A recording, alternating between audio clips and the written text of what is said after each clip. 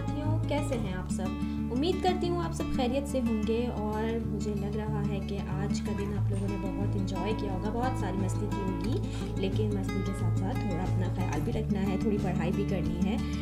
तो भाई मैं आपकी दोस्त आयशा शायद फिर से आ गई हूँ अपना सेगमेंट एक मर्तबा का जिक्र है के साथ।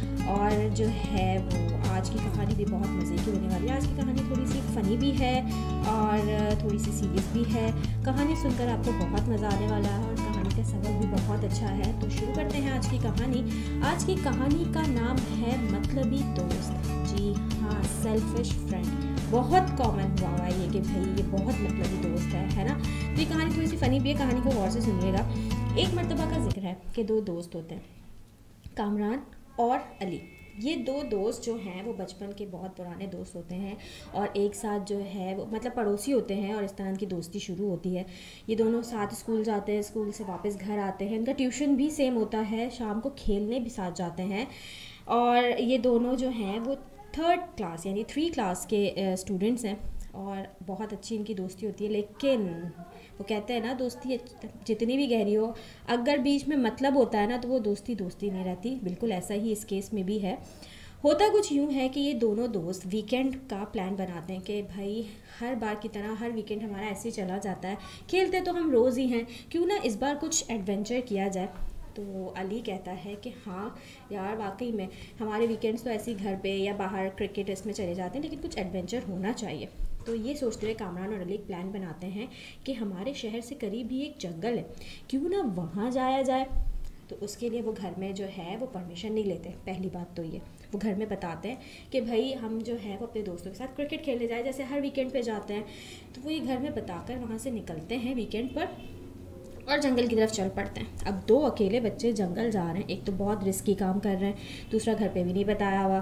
खैर वो जंगल जाते हैं और वहाँ जाकर वो ये कहते हैं कि भाई हम जंगल जाकर जंगल के जानवरों को देखेंगे दूर दूर से। चिड़ियाघर में तो वो बंद ही होते हैं, हम दूर दूर से जानवरों को देखेंगे और ज़्यादा अंदर नहीं जाएंगे, वापस वहीं से लौट कर आ जाएंगे। ये वो प्लान करते हैं।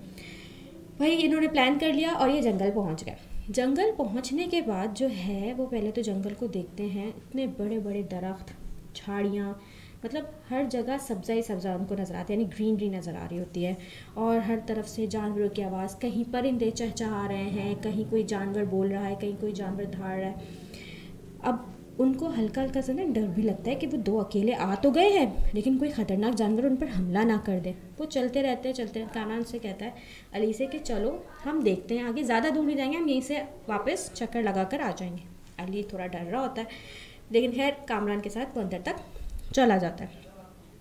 थोड़ी दूर वो जाते हैं तो झाड़ियों में से उन्हें आवाज़ें सुनाई देती हैं, जैसे झाड़ियाँ हिल रही हैं। अब झाड़ियों में से जो है वो भालू निकलकर एकदम उनके सामने आ जाता है। दोनों बच्चों की सांस वहीं रुक जाती है, वो एकदम डर जाते हैं। वो कहते हैं अब क्या किया जाए। वो दोनों एक दूसरे को आंखों के इशारे से देखते हैं और एक दूसरे से पूछ रहे होते हैं कि भाई अब क्या करें, भालू आ गया, जान बचा के भागना तो है। और दोनों जो है ना इधर देखते हैं ना उधर और भागना शुरू कर देते हैं। भागते भागते वो जंगल के बहुत ही अंदर निकल जाते हैं और समझ नहीं आता कि कैसे, क्योंकि भालू तो बहुत तेज़ भाग रहा है, उनके पीछे ही है भालू, पीछा कर रहा है उनका भालू। अब जो कामरान है ना, उसको दरख्त पे चढ़ना आता है। उसने देख लिया सामने एक बहुत बड़ा दरख्त है, मैं उस पर चढ़ जाऊंगा। अली को चढ़ना नहीं आता। कामरान जल्दी से उस दरख्त पे पहुंचता है और फ़ौरन से उसकी टहनी पर जाके ऊपर बैठ जाता है। अली उसे बहुत बुलाता है, भालू अभी काफ़ी दूर है। अली उससे कहता है कि भाई कामरान तुम मेरी मदद करो, मुझे भी ऊपर बुला लो। तो कामरान कहता है मैं कैसे बुलाऊँ, मैं तो इतनी मुश्किल से ऊपर चढ़ा हूँ, मैं तुम्हें नहीं बुला सकता।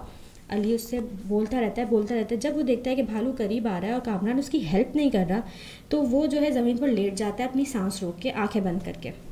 भालू जो है वो जो रीछ है वो उसके करीब आता है, उसको सूंघता है, देखता है और वो वहाँ से चला जाता है। असल में ये एक ट्रिक है, अली ने कहीं सुन रखा था या पढ़ रखा था कि भाई जो ये रीछ होते हैं ना, इनके सामने अगर आप सांस रोक के आंखें बंद करके लेट जाओ ना तो ये आपको मुर्दा समझते हैं। और रीछ और ये भालू जो है ये मुर्दा इंसानों को नहीं खाते।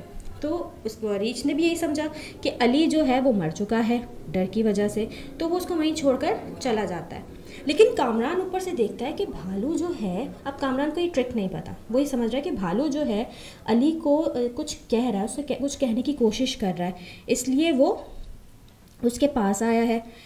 अब क्या होता है कि अली जब भालू चला गया अली वहीं पर लेटा हुआ है। कामरान उतर के अली के पास आता है, उससे पूछता है, उठो, रीत चला चुका है, तुम उठो यहाँ से और मुझे बताओ कि वो तुमसे कुछ कह रहा था, क्या कहा उसने तुमसे।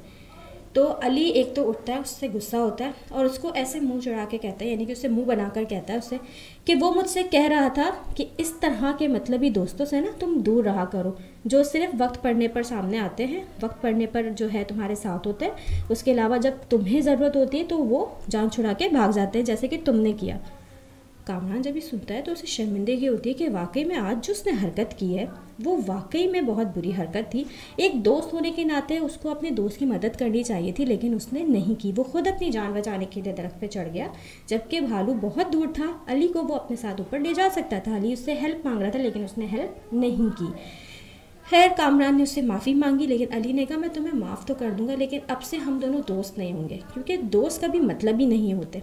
कामरान को वाकई में ये रियलाइज़ हुआ कि हाँ, ये गलती थी।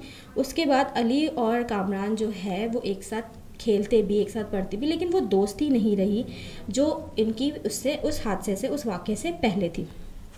यहाँ तो हम कहानी को करते हैं ख़त्म, लेकिन इस कहानी का मकसद क्या है कि ऐसे लोगों से, ऐसे इंसानों से जो है वो बच के रहना चाहिए, जो दिखते तो हैं कि वो आपके बहुत अच्छे दोस्त हैं, लेकिन असल में वो आपके दोस्त नहीं होते। यानी वक्त पड़ने पर पता चलता है कि हाँ भाई, इन्होंने तो अपने मतलब के लिए हमसे जो है वो ताल्लुक़ रखा हुआ था, और अब जब हमें ज़रूरत है तो हमसे मुँह चुरा के जो है वो भाग रहे हैं, मुँह छुपा के भाग रहे हैं। तो इस तरह के लोगों से एहतियात बरतें, उनसे दूर रहें और देखकर दोस्त बनाएं। ऐसे दोस्त जो ना सिर्फ आपकी ज़रूरत के वक्त आपके साथ हो, बल्कि वो आपसे हर चीज़ आपसे शेयर करते हों, आपके साथ हों, आपकी हेल्प भी करें। अपनी हेल्प अगर उनको ज़रूरत है तो भी आप उनकी हेल्प करें, और जब आपको हेल्प की ज़रूरत हो तो वो आपकी हेल्प के लिए हमेशा मौजूद रहें, और इस तरह से मौके पर वो आपको छोड़ कर ना जाएं। तो इस कहानी को हम यही ख़त्म करेंगे। उम्मीद करती हूँ आपको कहानी बहुत पसंद आई होगी। आपको इस कहानी से क्या सबक मिला, या आपका कोई ऐसा दोस्त जिसने आपके साथ ऐसा कोई सीन किया हो, कोई ऐसा हादसा आपके साथ पेश आया हो, तो वो मुझसे ज़रूर शेयर करें। मेरा नंबर 0313316166। अपनी कोई स्टोरी मुझसे सुनना चाहते हैं तब भी आप मुझसे इस नंबर पर रब्ता कर सकते हैं। आपसे फिर मुलाकात होगी। अपना बहुत सारा ख्याल रखिएगा। अल्लाह हाफ़िज़।